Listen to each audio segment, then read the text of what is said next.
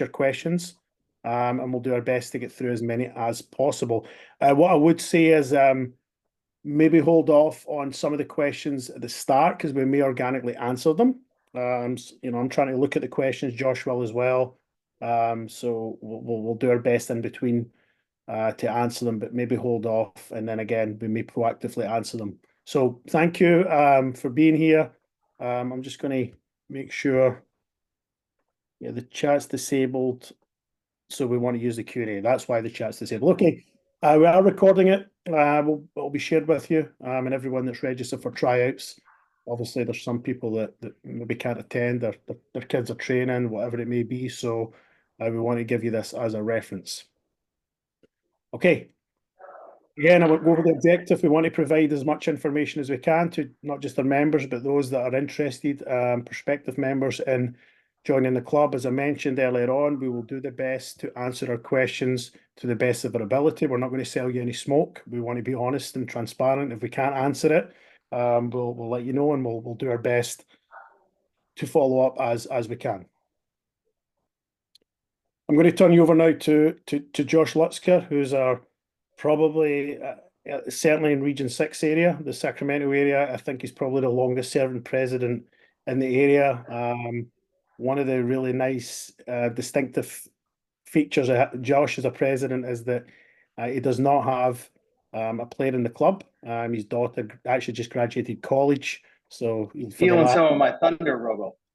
Stealing your thunder, okay. But my point being is it's great to just have someone that's putting so much great work in without, I guess, skin in the game or a dog in the fight, if you will. So we're really fortunate that we have someone that's willing to commit so much time and energy into something that's important to him. So Josh, it was a compliment, not stealing your thunder. If you want to compliment yourself, go ahead. It's over. Well, thank you, David, and good evening, everyone.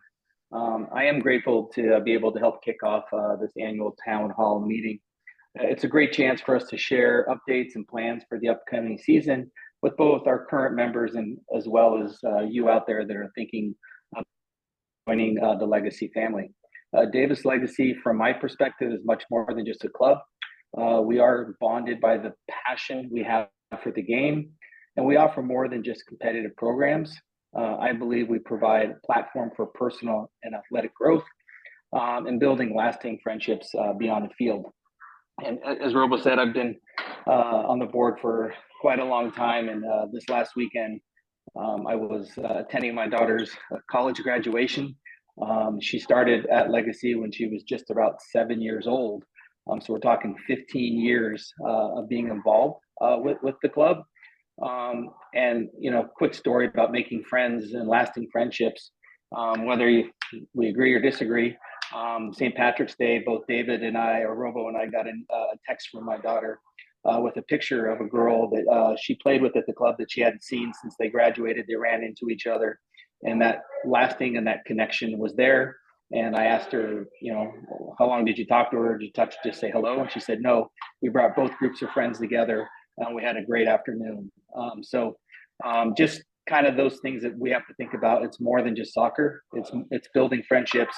It's personal growth, and I think it's just a great way to create character for kids, as well as a lot of confidence. Over the years at the club, a lot of clubs are going to tell you they are excellent. We strive for excellence. Nobody's always excellent, but you always have to have something to go for. And like I said, it's not just about winning. It's about the journey that your child and you will take, the lessons you learn, and the memories you will create here at Davis Legacy. One of the advantages I think we have over most clubs is we have 16 soccer fields. When your kids train, at least during the summer and the spring and part of the fall until the sun goes down, they're going to get either a half a field or a full field of training. So it's going to be just an absolutely incredible environment for them to be able to get the most out of their abilities. To our current members, thank you for your dedication. And to those considering joining us, we welcome you into the Legacy family.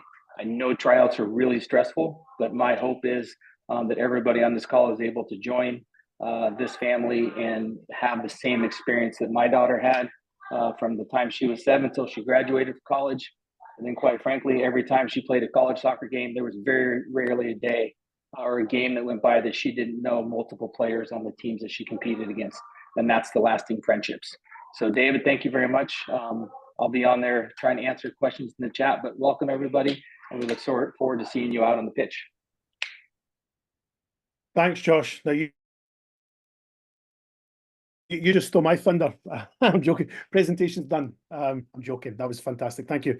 So yeah, little image here that I showed to my daughter who asks me about these things all the time. This is a good synopsis of where we are, quite frankly, with the ever-growing Akron Soccer League in NorCal with all the different things we know it can be overwhelming.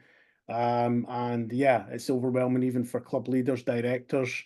So that's just something just to kind of look at there. And we know that those people that are on here as members or those people that are looking at different options, there is a lot of choice out there. You know, but I would say that rather than looking at the acronyms, look at why you chose a club. I Googled today what are the most important things in choosing a youth soccer club. Okay, and this article came up here on Soccer Wire. It's a pretty good, you know, resource for youth soccer, and it came up with 5 things. And coincidentally enough, I'd already jotted down, I think, 4 or 5 of them. Like, you know, so it's not rocket science. It's not, you know, I think any club director can probably tell you these things are important, or hopefully any coach or even any parent, because that's ultimately what we're trying to do. So for me, this is not when I looked at it, it was a really good reflection piece for me as a director, because I looked at all of them and said, okay, where are we? What are we doing well? Where do we need to improve? So for me, this is not about selling these things. This is about self-reflection. So, you know, as we go through this, it's a little bit of self-reflection on these things here. Culture, character development, the coaching we have, the methodology implemented, obviously competition and winning, which obviously is part of it. To what extent that can be debatable, but you know, we know that people enjoy competing and enjoy winning. You know, it's definitely not. This is not a hierarchy either, by the way, but it's one of a few things that probably influence people's decisions, rightly or wrongly. But yeah, if you look through it, we see that there's a lot to think about. And at Legacy, we take these things seriously. We're not perfect. I'll say that again and again and again. Again, just going through this whole process was a really good reflective thing for me. And yeah, it was interesting. So let's take a quick look through, almost like a checklist, if you will, where we're at, where we are, where we're going, what we're trying to do. For me, without reading through all this, because this is on our website, we'll send you this. I'm not going to read anything verbatim here. The one I've highlighted: lifelong passion and love for the game of soccer. Picture paints 1,000 words. 3 images here. This was last year, I believe, during California Storm, who are one of our partners. A current Legacy player at the time, so it would have been 2 years ago, Erica Grealion, signing an autograph for a very, very nice player in our club, Layla. And, you know, just that little bit of giving back and mentoring and guiding and, hey, you know, where can I be next? I remember Erica, when I coached her at under 15s, we invited Maya Doms, who's now a professional, out to train with us. And Erica was kind of starstruck with Maya. And fast forward, both Erica and Maya played in a national final with Stanford last year as teammates. So the gap narrows as people get older, and just that ability to give back and inspire is really important. This is a nice little picture here for the last 4 or 5 years. We've hosted the NorCal Special Olympics. Part of that, the preparation for Team Davis, who we host at our complex. We have a bunch of our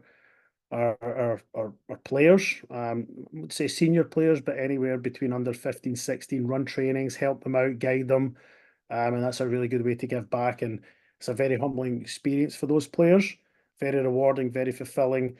And it's a big part of that, you know, lifelong passion. I tell the story that I was in Target a couple of years ago, and walking down the aisle, I was wearing my Legacy shirt, and you know, a young adult with some disability, probably in their maybe 30s, was like, Legacy, I play for Legacy, I play for Davis. And she was telling her carer that she's a Davis Legacy player, and she comes out to the fields and is part of the Davis Special Olympics team. So very, very important, very humbling for us, and also a big part of that lifelong passion at any level. And then you see here, this was last year in the summer, we had one, two, three, four, five, we had 7 players from Davis Legacy represent NorCal state team in Sweden internationally. So out of the 36 players across the entire state, we had 7 legacy players. So a good representation. They all done very well, and so that was another example. I could give you so many, but in different facets, it's competing at the highest level. It's helping give back. It's helping the community, and there's so many ways to do it.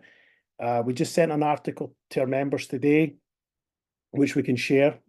This year's class of 2024 are senior players. We have 60 players graduating. 59 of them are attending college. 35 of those are playing college soccer. And there's another 15 of them that are looking to play in some capacity, whether it's club soccer, intramural soccer, just to keep that lifelong passion. So for us, that's the kind of infinite game. That's what we're trying to do. We want to empower people to continue to love the game at whatever capacity. We're pretty happy with those numbers. That out of 59, 50 of them want to keep playing soccer, whether it be club, intramural, etc., etc. And we have a decent amount, more than half, I think 60% of them playing collegiately. That's between our red and our white and our black teams. So that's again the whole lifelong passion. And I'm at an age now. When I came to the club, my predecessor and mentor Ashley, I used to run into people with them, and I coached their kids, or no, sorry, he's coaching their kids. I coached that kid's mom. I coached that kid. I'm unfortunately the age now where there's coaches in the club now who I coached them, and parents in the club who have maybe coached their kids. So it's a good full circle environment. We have, I think, 9 coaches in the club who played in the club. And again, that's all part of this whole circle of community environment and giving back. So we have 35, we have a army of coaches. We say all the time, it takes an entire army. We're really proud of our staff. We've got a huge amount of staff, and we're super appreciative of them. This comment here, last year we said this makes Legacy one of the most qualified and experienced youth coaching staff in the state. We've got some data. We looked at the club's by license, and we are actually the top 5% of licensed coaches in the country in terms of number of coaches and licensing. So we have a 18 coaches with pro license, UEFA A, UEFA B, USSF A and B, which I if you do your research and look at other clubs, you could probably add up 7 or 8 clubs at the same level or competing at the same level, and we're probably beyond that. So that's not in any way to kind of disparage anyone else, but it's just a testimony to the time, the effort, energy our coaches are putting in. To get a B license, for example, is a year commitment, probably $3,000. So it's they're not giving them away online. So we are very lucky that we had 40 coaches applying to coach in the club. And we went through them, and the number one thing we look for is not the licensing, because believe me, we have a lot of people with some fantastic backgrounds, is the person. All the people here, we've got some experience with them, whether it be coming through our grassroots U8 program, people we've coached with, people we've coached against, former players even. I'm looking at that, So these are all, first of all, good human beings, people that, fulfill their lifelong skills, are looking at the big picture. And then the coaching is the part that will really help them with, whether they're there or not. Some of them, like Chris Mullinab, has got more than licenses and experience than we know what to do with. But there are people that are going on the journey, and we know that they're going to be a big part of the club. So we're very lucky, very, very proud of our staff. And I, frankly and candidly, and maybe not biased, maybe there's a little bit of bias, but we have the best staff, I think, in Northern California. And I'll put my I'll put my hand on that. I'm very lucky that I work with so many coaches through NorCal, and we're in a great position. So welcome to those guys. And then we're returning vast majority of coaches. We've added some specialist positions this year. Janae Gonzalez is going to be a staff coach, Andres Almeida, boys staff coach. So they'll be floating around helping our some of these senior programs. We have some skills coaches, speed and agility. So again, it takes an entire army. Justin Howard, who's administration, Alex Part. So we've got some great people behind the scenes. And then again, I mentioned Ashley Uden, my mentor, predecessor, ambassador, who you still see walking around, speaking to the players. And if you don't see him, you certainly hear him. So we're really, really proud of our staff.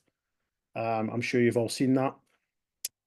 Couple of things this season we really want to focus on is an increase in our goalkeeping program staff. We have three goalkeeping coaches.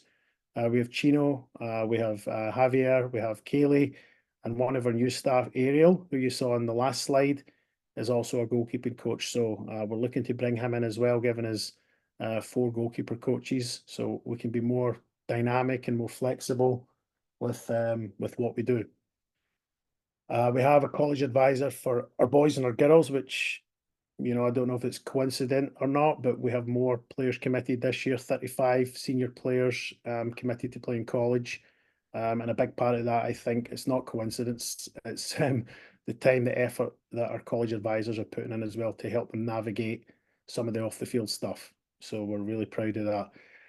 USLA on the girls' side. So we're part of the USL on the men's. We have a partnership with Storm USL on the women's, but the USLA Academy is an under 20 league, U20. So it gives our former players, that are maybe not quite ready for the Storm, which is obviously a really high level. It's kind of hybrid. It gives them a chance to play adult soccer.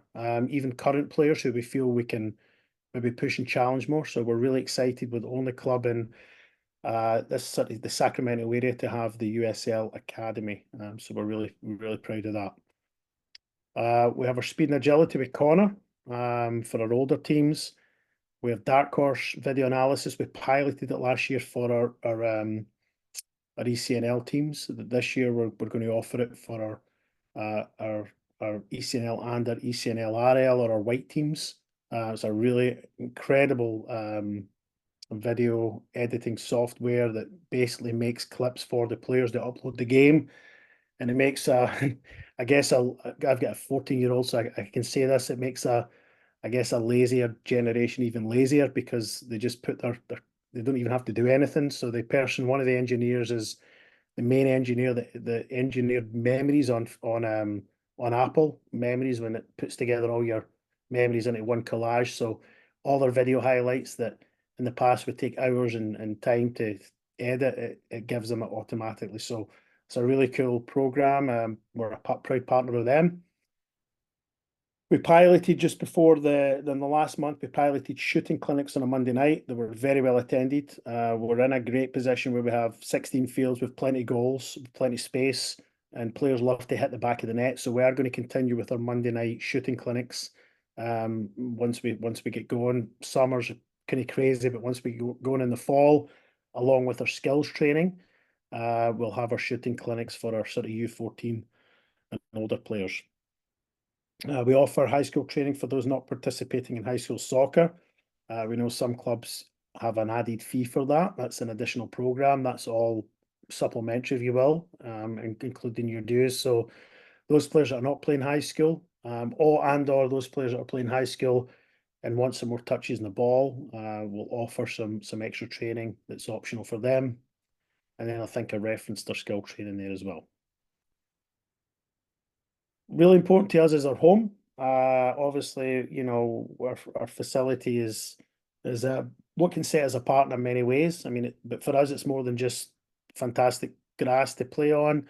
You can see here there's a little video of our Barefoot in the Pitch fundraiser. One of the players in the senior article spoke about the incredible sunsets at Legacy. We do get them, and it's a beautiful place to be out. Whether you're a parent, it's drop their kid off, you can walk around the fields, around the perimeter. It's a really nice place to be, especially this time of year when the weather's getting like it is right now. So we're really proud that that's our home. One thing again, just to mention it, like there's a lot of studies, you can do your own studies, but we just came across a study that show that grass compared to turf fields, the number of non-contact injuries are decreased by about 20%. I'm not here to like give you some science or some data, but I think it's pretty readily available. So something to think about. We talk about environment, we talk about safety. We're always on the grass, and that's really important in terms of players' well-being as well. So that's our home. We're really proud of it. We've hosted professional clubs. We've hosted national team camps, US national team camps, U20s, full national professional teams have done their training camps at the fields. And again, they're always looking for grass. We're actually in early discussions about being a host site for a World Cup team, which is really exciting. So a lot of infrastructure that would have to be added, but the last time I checked, FIFA have got a generous. Let's put it this way: they've got a good budget, so we may well see a World Cup team using Legacy as their preparation camp for the next World Cup, which would be great. So we're really proud of their facility, and that for us is something that we think is important. On to the kind of the football. I'm not going to go through this verbatim. This is really just to give everyone an idea that we do have a plan. We will look at why we do what we do. That's in our philosophy. That's in our mission statement, our core values. And the how we do it is self-explanatory once we go through it, and then what we do. So again, I'll just go through this quickly because again, I don't want to. You know, this is publicly available. So, okay, so again, we speak about the pyramid. We're very, very fortunate that we have a pyramid all the way through. So, for example, we have our men's team, our women's team, UPSL, USLW, men's team that play in the USL2 and the UPSL, which is it gives our players, our senior, not even just our senior players, but for the under 17 players this year, under 16 players play with our men's team at a very high level. The USL2, we're the only club in the Sacramento area, Region 6, that compete in the USL2, which is obviously we have Sac United playing in USL Pro, and then we're 2 divisions below. So we have a USL pathway, which we're really proud about. And again, there's some good synergy there between what we do here, and there's a pathway. We've got players that now have played in the club for 14 years that are playing on the men's team, which is really nice. In the past, it would be they go off to college and we say goodbye and that's it. But now it's nice to see some of our older players, shall we say, come back and keep representing the club. So we're really proud of that pathway. Again, we went over this a little bit. We want to be very clear that continued participation through the sport, lifetime development. We spoke about it at the start. In terms of their development, making mistakes being inevitable. We want players to be comfortable being uncomfortable. That's really important. And then at no point do we ever benchmark our coaches or our players on their wins and losses, because we know there's much more going on than that. So I like to think that there's not a single coach in the club that thinks, I lost the game, the director's going to be calling me. It never happens. We ask how the game went, who played well, who struggled, what can you do differently? Of course, we all love to win. That's essentially what a game is. And it's down here. We strive to win every game, but we always aim to do so in a manner that's consistent with our philosophy. Will we make mistakes? Absolutely. But ultimately, big picture, no victory is worth, someone diving in the box in the last second to get a PK. And, we want to keep our integrity first and foremost. And the big picture is not what kids are necessarily doing at 12, 13, 14, 15, even 16. Simon Elliott, who's our boys director, who played in a World Cup, who's got, a master's degree from Cal and Stanford in education. He's got a pro license. He speaks all the time about, the big picture, the infinite game, and learning and the process versus what we're doing right now. So it's a really important part of what we're trying to do. It's about the development over a period of time and a body of work versus kind of the here and now.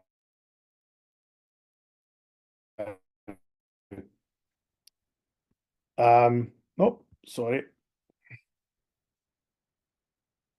My screen won't change. Okay, there we go. Okay, I think we're there. All right, sorry. Again, I'm just going to go through this really quickly. The philosophy thing's the most important part. And again, just going through this, what I said earlier on about self-reflection.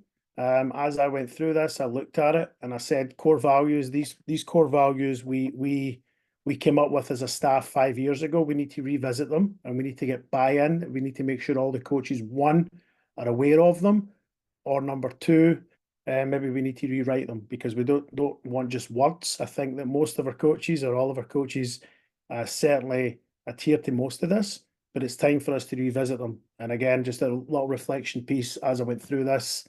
This needs to be revisited. The methodology for us is again, it's not perfect. I'm not going to lie and say that everyone has got this in a bunch, that they're out there with this in their back pocket. But the key thing is we want some reflective practice. We want the sessions to have these ingredients. We speak to the coaches very often about this. These are some parameters, if you will, to make it as game-like as possible. Sometimes I get emails from parents that say all they do is scrimmage. I'd like to think, or I know that it's not just a case of the ball being thrown down. There's deliberate practice. There's a play model.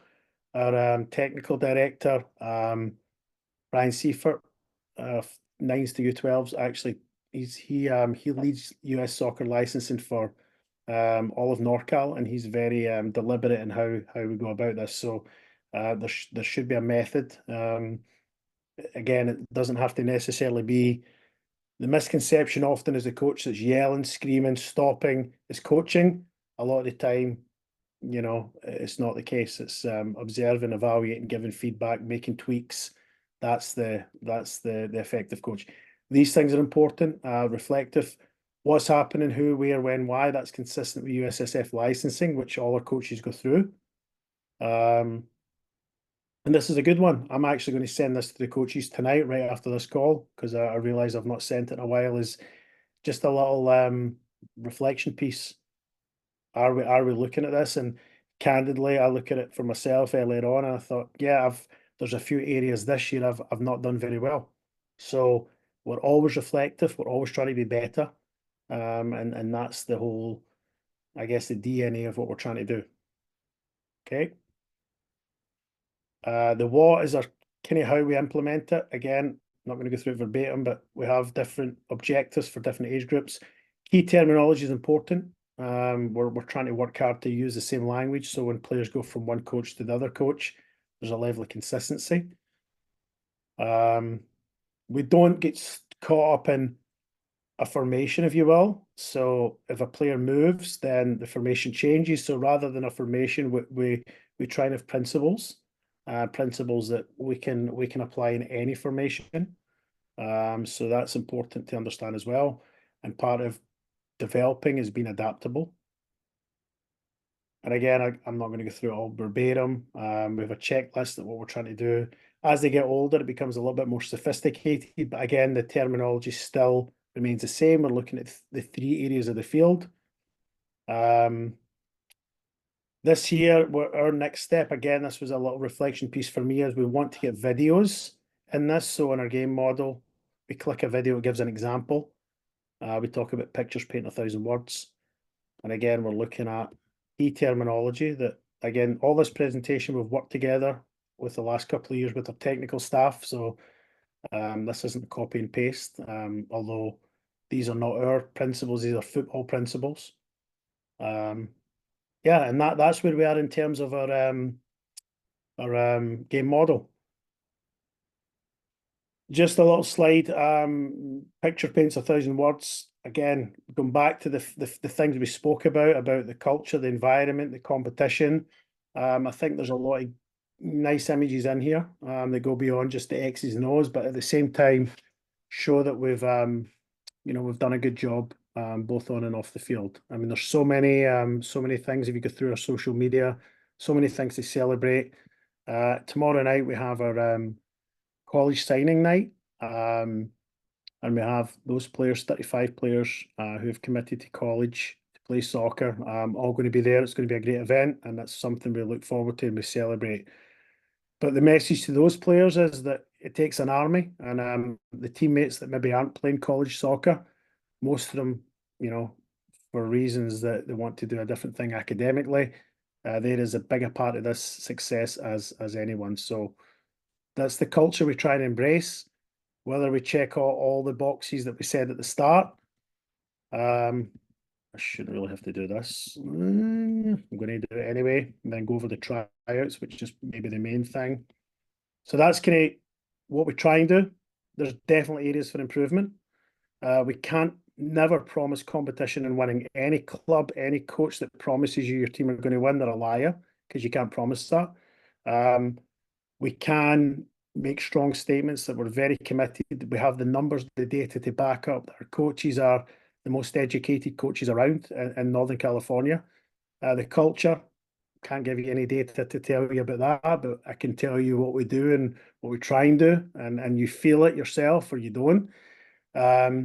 Environment facilities, I think, are clear that we have the best grass facility in Northern California. Player pathway, we have some data there to show you what players are doing and why they're doing it. And then this big one, cost and value. Justin's not on. Justin's our administrator. We post all our costs. It's on our website. I will say that we are compared to other clubs of our size in the area, we are probably the most. I don't want to speak out of turn, but we have a much lower registration fee. We have a huge scholarship. I don't say huge, but we have a scholarship program with players that, for example, pay their entire fees by virtue of working some of our events. So, we want to make it accessible for as many people as possible. So, Justin's not on tonight, but if there's questions about that, he'll answer them. But we post everything on our website. We're very transparent. Our fees include everything: tournaments, coaches travel. So what you pay is what you get. I know as a parent, because twice a month or once a month, I've got two kids in the club. It's a heavy investment, and we understand that for many people, there's sacrifices you make.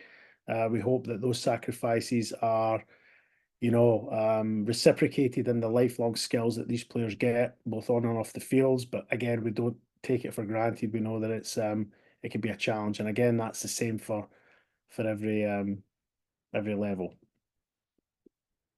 I only see one question in the Q&A, which is about tryouts, which is great. I'm going to go over the tryouts now. I'm just going to take a break for like 30 seconds, take a sip of water, put some questions in the Q&A, and then we're going to talk about tryouts in terms of just the logistics for 10 more minutes, and the rest of the time we'll do some Q&As. So keep with me.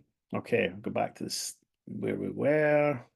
Okay, tryout overview. So questions in the Q&A, I'll take them as I take a breather here. Okay. There's a question coming up about, good question about players. Are they going to be evenly mixed up at tryouts? Depends on the age. I would say that it's obviously players that are in the club. We've had them for a year, so there's a level of understanding as where they are. There's collaboration already going on between red team, white team, black team coaches. I'd say it's a little bit more art than science. We're not going to just randomly put everything together if we know, for example, that this player is maybe not at the level where they're going to get close to this team. So we can do the optics and we can balance everyone and mix them all up on day one.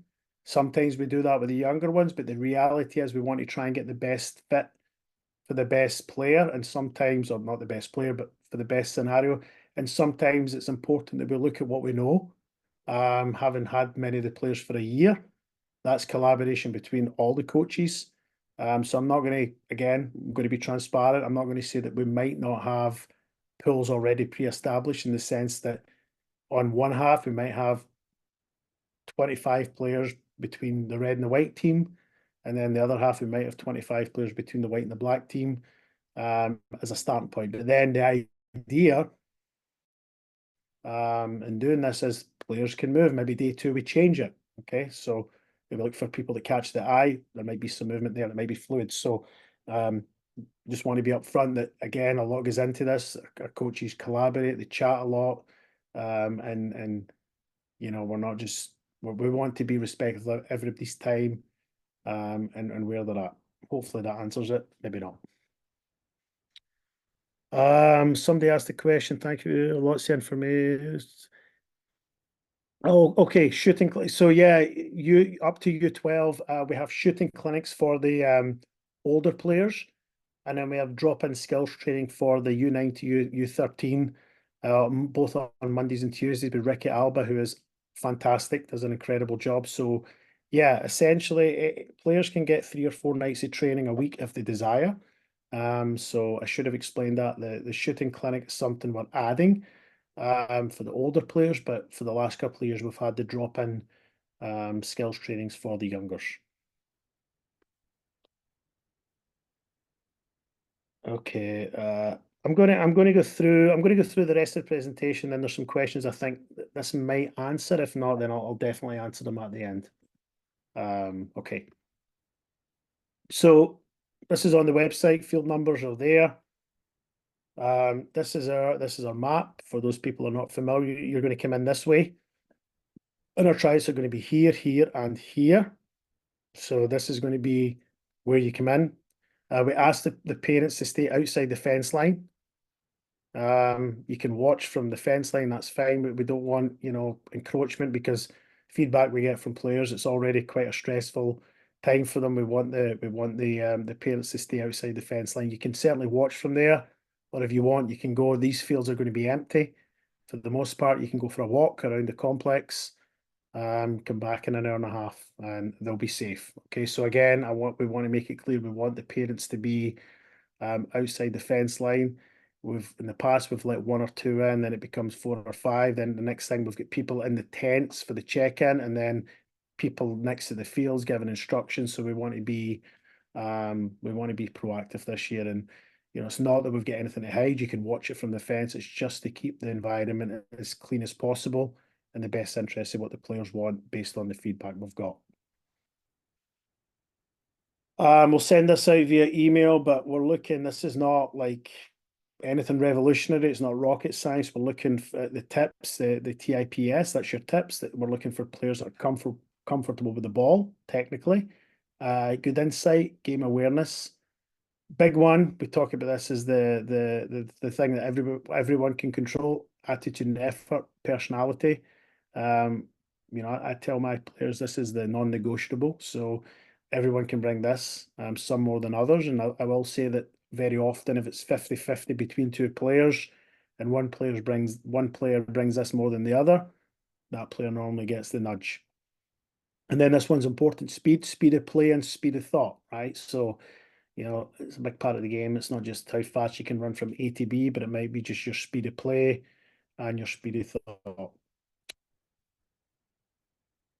And we'll send all that out. So questions, I'm going to look at the chat now. I'll try and go through them. We have 15 or 16 minutes if needed. So feel free to put any questions in the chat. The Q&A, not the chat, sorry, the Q&A. The chat's disabled. So there's a Q&A icon. Please put your questions in there and we'll go through them.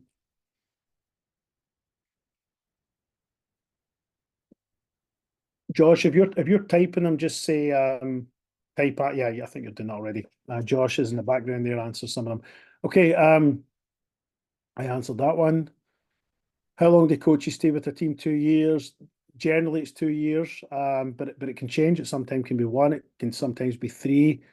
In Simon Elliott's case, he had a team that he took when they were under 13s, 14s, and he's taken them all the way through, and they've just won the ECNL NorCal division. When he took them under 14s, they were having a tough time. So, there's not a rule per se. Generally, 2 years is a very solid guideline, but it's not a given. What does practice look like time-wise? Great question. Yeah, so we have two training slots. We have 5:30 to 7, and then 7 till 8:30. Okay. So we're very lucky that we don't have to train too early. I know some clubs have to train at 4:30. So 5:30 is the earliest we'll train. Coaches, they'll already if you're made an offer, you'll already know the days and the times. So you're either training Monday, Wednesday, or Tuesday, Thursday. If you're in an ECNL team, it's 3 days a week. Some teams are four at the ECNL level. So all that information your coaches will have, but no earlier than 5:30. And then we finish at 8:30. So we're lucky with 16 fields, we can work off two time slots. What number of kids that try it for a team make it to a team? Yeah, we have 7v7, 10 or so players, 10 or 11, 9v9. I've got this information somewhere, maybe 12 to 14, 11v11, 18 to 22, depending on as they get older, the roster becomes, we need it a little bit higher. Difference between red, white, and black. Red's the top, red's the highest team, white's the second team, and black's the third team.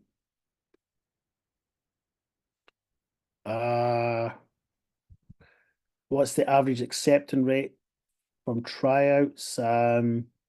It really depends on how many teams we have in the age group. What I will say though is there's sometimes a misconception that Legacy's only top teams, or they're only looking at, we have third teams, and if there's enough players and the level's high enough to have more than three teams, we will. So I wouldn't like, again, there's a misconception that you've got to be really good to make Legacy. We have different levels. We also have a rec program as well, just so everyone is clear of if they're not at the club level, then we have the rec program as well that we can offer. So there's not a magic number. We want to, if it makes sense and there's a levels there, we'll do what we can to having 16 fields, we can accommodate quite a bit. Okay, how soon after tryouts do you announce offers? We can start making offers on the first night. Again, especially if it's players that we've worked with, we know where they're at. We're not going to leave them waiting too long. Ideally, we want to get all the offers out by Thursday, Friday. But sometimes, there's some moving pieces that can take a little bit longer. But we want to make sure, in fact, I will be on record as saying, we want to make sure that no player slips through the cracks. We'll probably have between the youngers and olders, we'll probably have 1,400 players try out across the board. We want to make sure every single player we communicate with them, and we're really, it's really important that we do that. So we've had our staff meeting and we've spoken about the significance of that. So we'll get back to you as soon as possible. Typically by the end of the week, we'll let you know where you stand. Okay, question about older players want to play in college. Why are only red and white players allowed to play in showcases? That's not the case. Each older team have discretion to do tournaments. So if an older team on the black team, third team, wants to play in a showcase, we can certainly apply. Whether or not they get in or not, that's not necessarily up to us. And then the league platforms, based on where the teams are, some of them have showcases part of the league. But certainly, if a black team wants to go to I think we had one or two this year go to Las Vegas in March for a college showcase. We've had black team players for sure commit to playing college. So that option is there if they apply. So that, we want to give everyone. I'm not going to say they're all going to get the same opportunities because the ecosystem set up in such a way that there's more opportunities the higher you go, but there are opportunities for all teams to play in showcases. I think I answered that one.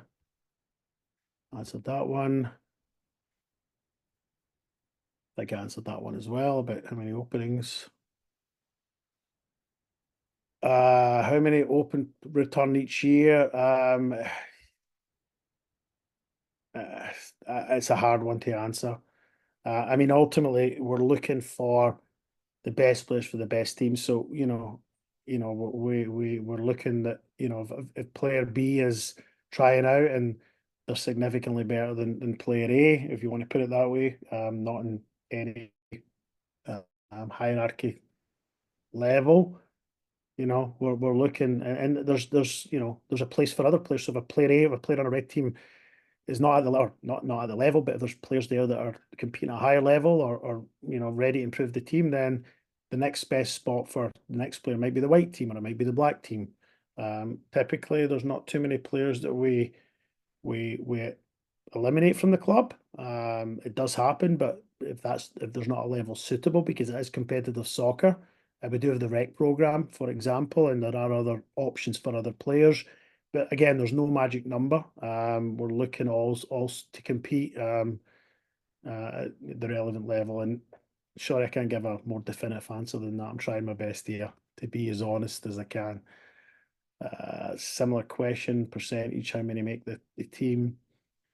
And again, I know that there can be a misperception that the teams are already picked. There's not a single coach I know in this club that don't want to take a player that's going to make their team better. Bottom line, bottom line. So if there's a player better than or can perform more, and obviously there's other intangibles to look at the whole what the player can add to the team's dynamics. That's important, but um, there's no um, there's no team that's locked, for lack of a better word. Goalkeeping training, yes, we're looking to expand it to more. I appreciate that. Yes, that's one of the things I said. We're expanding our staff to provide more options. Good question. Club's view on players who are multi-sport athletes. Was this allowable? Yes. Yeah, it's the two best players that have ever played in our club, Maya Doms and Julia Lanababa, played basketball. Now, there's a little bit of give and take there, in the sense that, if you're missing a bunch of trainings, then coaches have to look at not consequences, but rewarding those that are there regularly. So, like everything, I've got kids that do different things, and it's a choice. So I would just say, as parents, not putting your kids in a position where they're biting off more they can chew. Um, but balancing academics, balancing school, balancing different sports, that's all life skills as well. And that's why, quite frankly, kids that go through youth sports, statistically, are more employable, and their entry levels to college are higher because they're able to balance. But we don't have any view. I'd take out multi-sport. I'd say multi-things. So if it's dance, drama, plays, music, social life, XXX, these things are all part of the big picture. Somebody asked about style of play. Yeah, I think we just went over that. So went over our game model, our methodology. So hopefully we're paying attention. If not, then rewatch it. Thank you. Goalkeeping training question again.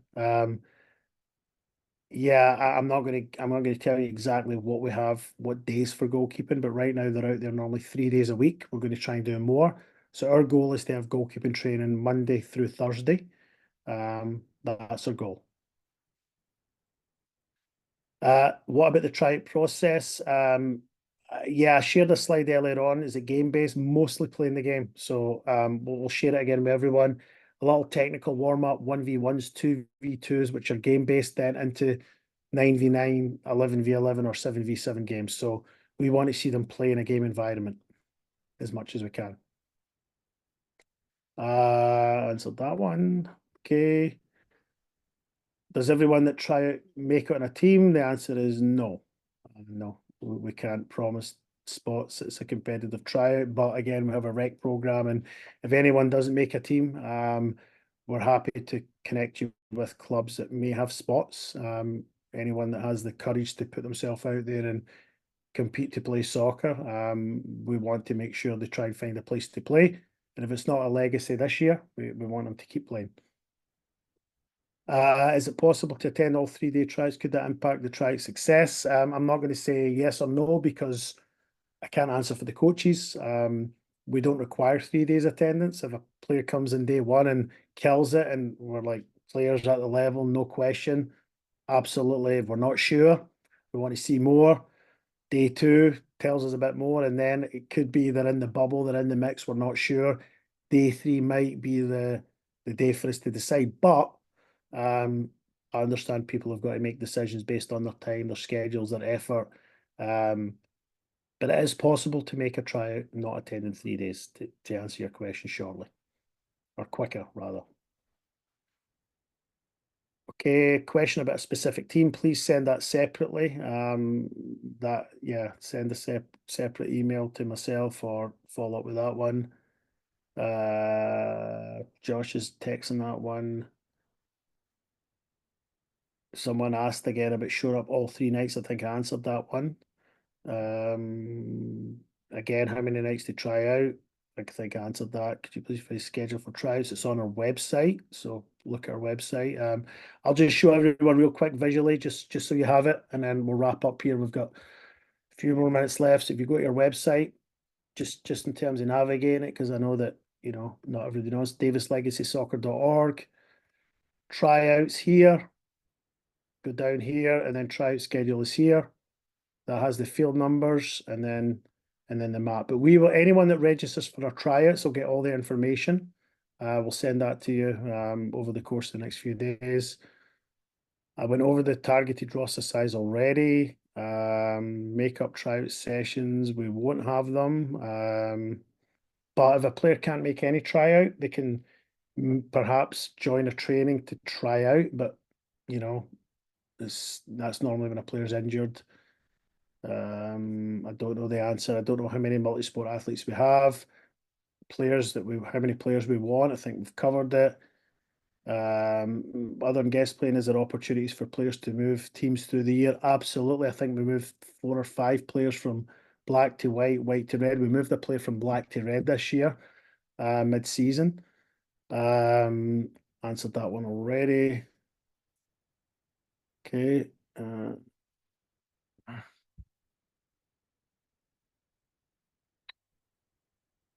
Yeah, I mean, players that are playing rec right now, they're young. The development phase at U12s, U9s, it's psychomotor skills right now. I mean, there's a player that's playing at Sac State right now who came into the club under 12 and played on the black team, and then within 2 years was playing on the red team and was the ECNL Conference Player of the Year. So timing for everyone's a little bit different. And then just to look at it at a professional level, there's Jamie Vardy, if you follow football. I didn't play professionally till he was 22. Is one of the best goal scorers in the English Premier League. And if I got that stat wrong, I'm sure somebody will correct me. A couple more. We're running out of time. Returning players do not have to register for tryouts. Correct. We try to make your life a little bit easier and pre-register or automatically registered you. Having said that, if you decided that you don't want to try out or legacy is not for you, please let us know. We understand. It'd just be good for us to know logistically. Players trying at a high level, everyone tries out and then we place them on the team we feel that they're best fitted to. So everyone's trying out for the highest level, and then we filter them based on where they can. I've answered that one live. I've answered that one. Are the white and black 2000 teams also ECNL? No, our white teams on the girls at ECNL RL. If you want more information about that, the next webinar starts in 16 minutes. I can help you with that one. I think we got that one. And with that said, I think we're there. Again, I think we've got all the questions. I've answered that one live. I've answered that one. Targeted roster size. Answered that one. Can't answer that one. I don't know how many multi-sport athletes we have in the club. Under 12 girls team. how many teams will we have? I will say that we typically at that age get more. We might have 3 teams. At the under 12 girls, we might have 3 with 3 on the boys. It really depends on how many come out. Answered that one. Yeah, that's a great question. Last question. Why don't all group teams have a black team? Is it based on demand? Yeah, if we've had a black team previously, we put a coach in there, but every year we add teams. So if there's enough interest, uh, we will look at it, and if we've got a suit, don't let that put people off in the sense that, oh, I don't see a black team. There's not going to be a team. Every year, but there's coaches that players that show up, and then we decide, we're not just going to put a black team together just because, but if we feel the level's there and it's the best interest of time and energy, we'll certainly do that. Playout policies on our website if anyone wants to look at it. There was a question about that. Other than that, it's 8 o'clock. I promised we'd get this done right on the hour. We've got 15 minutes to catch our breath for the ECNL one. If you're interested in our ECNL program, U13 and above, join us for that one. Great questions. Again, our goal was to be as honest, hopefully answered as best as we can, or as much as we can. Didn't have all the answers, but we really appreciate you taking the time to show any interest in our club at all. And we hope to see you out there. And if it's not legacy, it's the best thing you can do for your kids. I speak as a parent now.